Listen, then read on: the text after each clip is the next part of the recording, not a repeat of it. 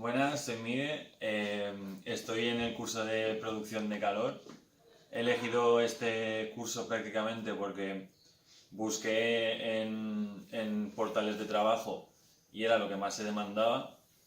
Y la verdad es que está bastante bien. Los profesores, cuando tienes cualquier duda, puedes contactar con ellos por mail. Además, tenemos una videoconferencia cada semana.